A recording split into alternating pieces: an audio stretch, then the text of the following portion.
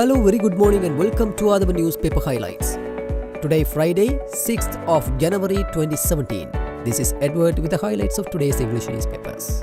As usual, we have three newspapers for the highlights: Daily Mirror, Daily News and Ceylon Today. Firstly, let's have a look on the Daily Mirror. The main headline says, Constitutional Proposals. Parliamentary debate postponed.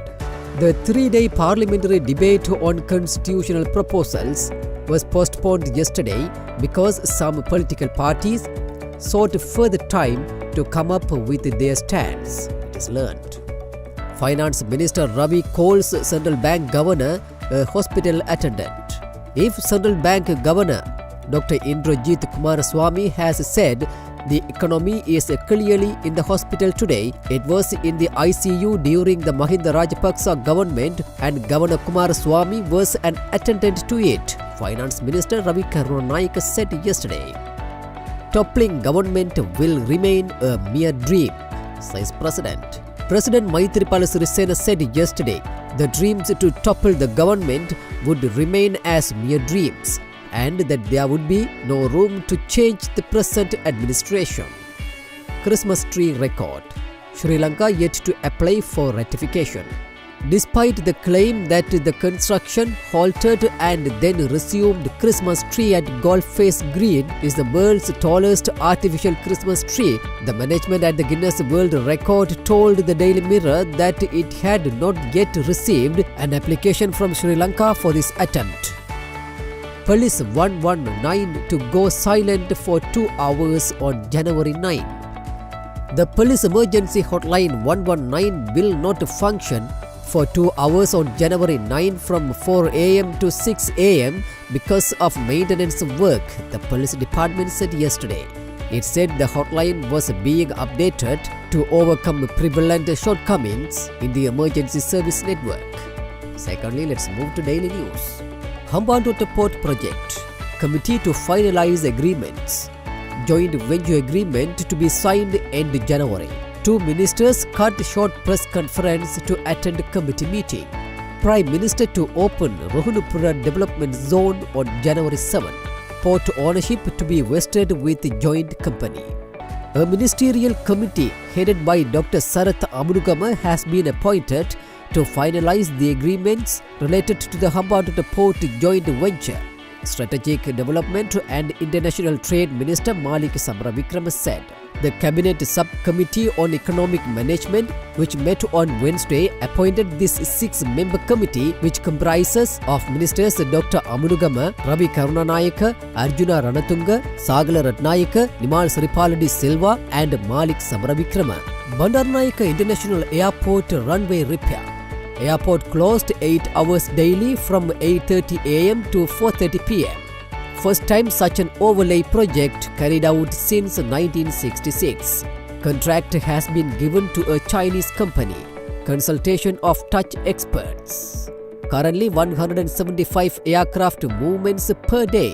Sri Lankan Airlines will cancel 16 flights movements. The other airlines will cancel 4 flight movements per day.